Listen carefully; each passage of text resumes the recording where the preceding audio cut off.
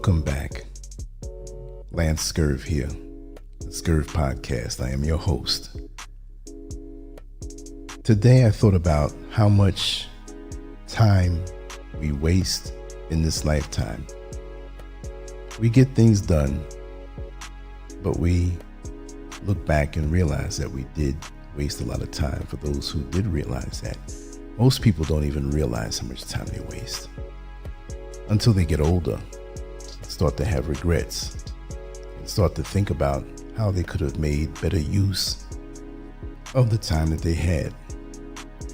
So that's why this topic is titled, What Would Happen If You Focused on You? Become obsessed with yourself in a healthy way.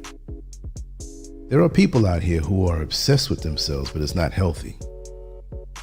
But you got to understand, you have so many things pulling at your time and your life and your resources that you literally have to become obsessed with getting your goals accomplished and realized.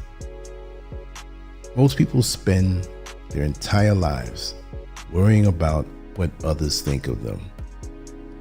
They shape their choices around approval. They stay quiet to avoid judgment. They chase goals that were never truly theirs. But a small group of people live differently. They turn their focus inward. They study themselves.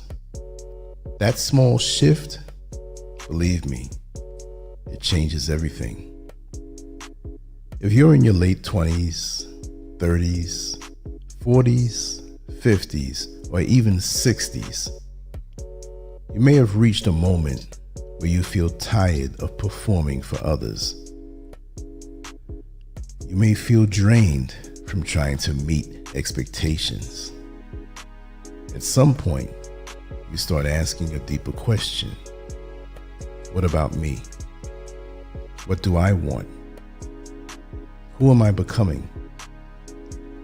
For many years, I believe that being a good person meant always putting others first.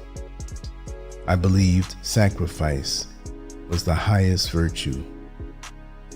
But I slowly learned that constant self-neglect does not create love. It creates resentment. It creates exhaustion. It creates a quiet anger that builds over time. Everything changed when I asked myself one simple question. If I did not have to impress anyone, what would I choose? I did not have an answer right away. That silence told me something powerful. I had lost connection with myself. That moment began a new journey. Needless to say, I decided to study my own mind, my emotions, my body, and my purpose with the same seriousness I gave to work and responsibilities. That decision changed the direction of my life. From a young age, we are trained to look outward. We are taught to behave in ways that earn praise. We are rewarded for fitting in. Over time, we become experts at reading others but strangers to ourselves. We know what people expect from us, but we do not know what we expect from ourselves. When you live like this long enough, you wake up one day feeling empty. You may have a career, you may have a family, you may have responsibilities, yet something feels missing. That missing piece, believe it or not, is you. Living for others is exhausting because it never ends. There will always be more demands, more opinions, more pressure. If your sense of wealth depends on outside approval, you will never feel satisfied. You will always be chasing. Healthy self-obsession is not about ego. It's about awareness. It's about asking, what do I truly value? What gives me energy? What drains me? When you ask these questions honestly, your life begins to shift.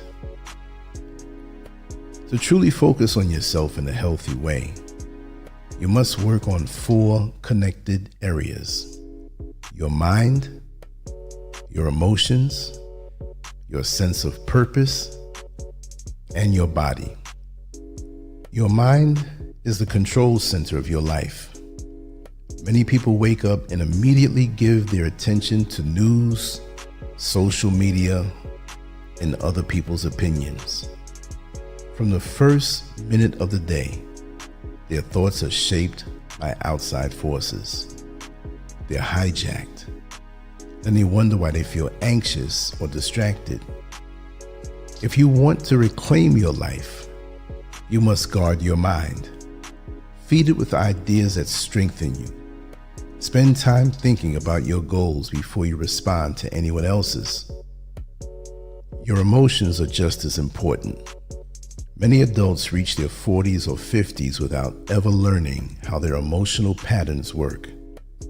They react without understanding why. But emotions are not random. They are connected to the meaning you give to events. When something upsets you, ask yourself what story you are telling about it. Change the story, and you begin to change the feeling. This takes practice, but it gives you power. Your sense of purpose is the deeper layer. You can have money and still feel empty. You can have status and still feel lost. Without meaning, achievement feels hollow. Take time each day to ask yourself why you do what you do. Are your actions aligned with your values? Are you building a life that reflects who you truly are? These questions are not for teenagers alone. They matter even more as you grow older. Your body is the foundation of everything. You cannot think clearly, feel stable, or pursue purpose if your energy is low. Taking care of your body is not vanity. It is responsibility. Move it daily. Feed it well. Rest it properly. When your body feels strong, your mind and emotions follow. When you begin to focus on yourself, not everyone will understand. Some people are used to you always saying yes. They may feel uncomfortable when you set boundaries. They may call you selfish, but there's a difference between selfishness and self-respect. If you constantly ignore your own needs, you eventually have nothing left to give. Resentment grows when you give more than you truly have. Filling your own tank first allows you to give from strength, not from depletion. You may also face resistance from your own mind. You may feel guilty for taking time for yourself. You may hear old beliefs telling you that good people always sacrifice. But ask yourself this: is exhaustion the goal? Is burnout a sign of love? Or is balance a better model? When you value yourself, you teach others to value you too. When you respect your time, others learn to respect it. Your example becomes powerful. Start with a daily block of time that belongs only to you. It can be 15 minutes at first. Use that time to read, reflect, pray, journal, exercise, or even sit in silence. Protect it. This is not extra time. It's essential time. Next, Do a weekly review of your own life. Look at how you spent your hours. How much of your week went toward what truly matters to you? Where did you overcommit? Where did you feel most alive? Small awareness leads to small changes.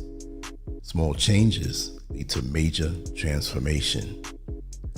Learn to say no when something does not align with who you are becoming. Every yes is a trade. When you say yes to something that drains you, you say no to something that can grow you. Choose carefully. As you do this, you may rediscover parts of yourself you buried years ago. Old interests, forgotten dreams, natural talents. It's never too late to reconnect. Growth does not have an age limit. When you become centered in yourself, you stop living on autopilot. You stop acting out a script written by others. You begin to design your own path. That is not selfish, that is mature. When you invest in your own development, something powerful happens. Your confidence no longer depends on praise. Your decisions become clearer. Your relationships improve because you show up as your true self instead of a mask. You feel lighter because you're no longer carrying roles that do not belong to you. You feel stronger because you know who you are. You feel calmer because your choices are aligned with your values. The world does not need more exhausted people trying to please everyone. It needs individuals who are grounded, clear, and alive. When you become whole, what you offer others becomes richer and more authentic. You do not have to wait for a crisis to begin. You do not have to wait for retirement. You can start now, even today, even with one small decision. Your future self is watching. The question is simple. Will you keep living for others, or will you finally choose to know and build yourself? What inspired me to speak about this? Well, in general, specifically, I thought about people that I know and the relationships that they're in, which is a narrower lane than this particular topic, but this is what spawned my thought to think about that as I pulled the lens back. What do I mean by that? People who have lost themselves and don't know who they are while in relationships, and when that relationship ended, they were truly lost. The time they spent with themselves felt like they were spending time with a stranger. And I've talked to many of these friends and acquaintances about that very thing. And what they admitted to is that they should not have allowed the relationship to cause themselves to lose themselves. There's a healthy level of sharing and being a partner. But oftentimes, many of us give too much when we're not getting anything in return, not just getting in return from our partner, from our mate, from our spouse, but from ourselves. And what hurts the most is that we realize we willingly did that to ourselves, that nobody forced us to give more. And lots of times, to go deeper, and not in every single case, because you have manipulators out here who will cause you to give more and you don't even realize it. But in some of the cases, what I've seen, the low self-esteem issue, where many of us feel as though we are more with the other person than we are valuable on our own. It's a very dangerous place to be.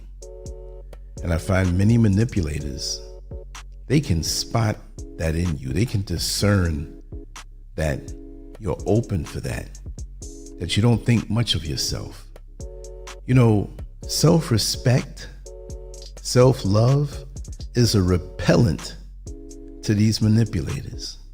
When they see that you respect yourself, when they see that you have a high moral value, when they see that there's certain things that you will just not do, that you're not easy that way with your life, your body, your time, your emotions, and your spirit, they back off automatically. When they sense that in you, you don't even have to say anything or defend yourself because they already know that I can't go there.